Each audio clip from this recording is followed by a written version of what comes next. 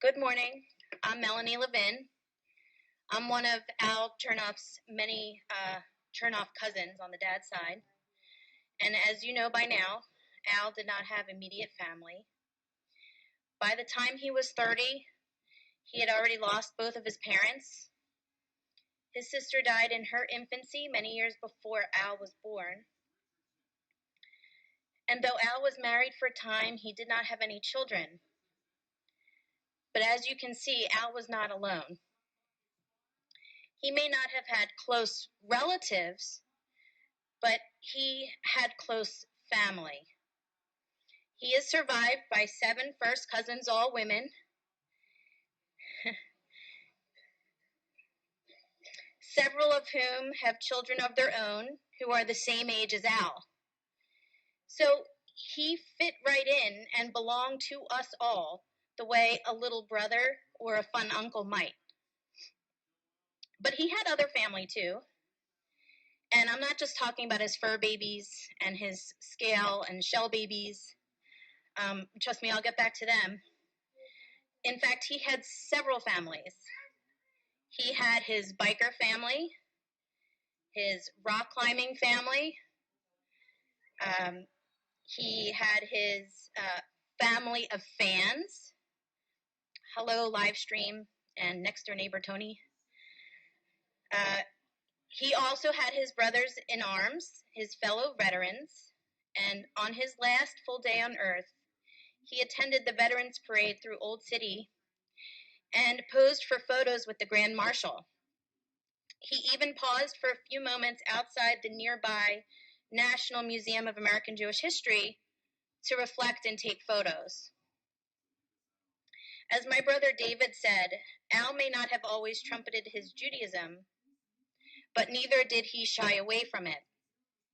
In fact, he personified Jewish principles through his greatest passion, the one to which he dedicated his entire life, and the one that formed the basis of his largest family, the animal rescue community.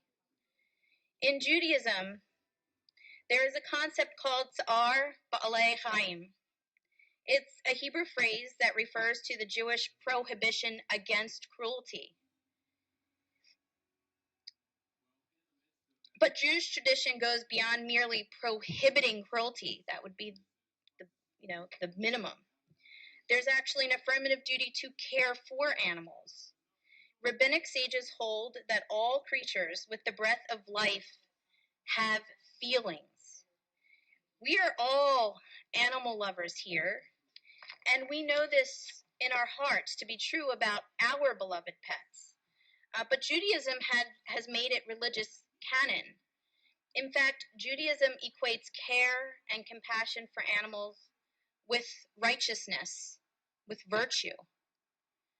Al exemplified that virtue. He passionately cared for all creatures, big and small.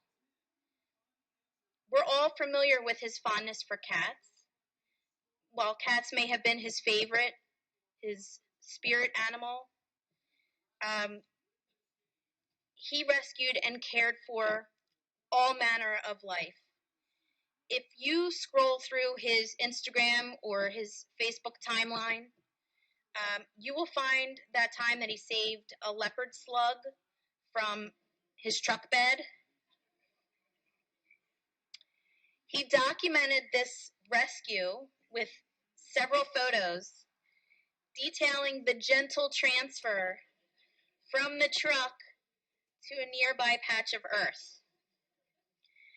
And the caption explained how he, quote, set the little guy free in the grass.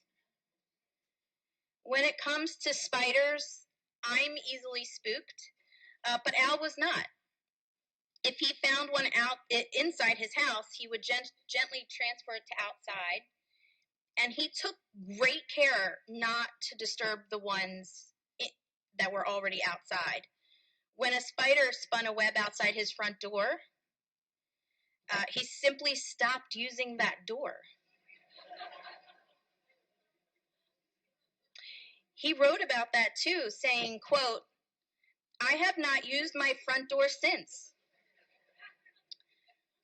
I don't want to annoy and wreck the spider's web. I've been using my laundry room door to go in and out of my house. End quote. How many of us would inconvenience ourselves for the sake of a little spider's web outside our front door? Al would. And finally, I'll tell you about the time that Al went to clean up a pile of timber and stones in his backyard. It had become an eyesore, but when he lifted the debris, he found little ants and other bugs frantically scurrying about for shelter. So he decided to leave the debris alone. He mused that what was to him an eyesore was to the bugs a warm, safe home.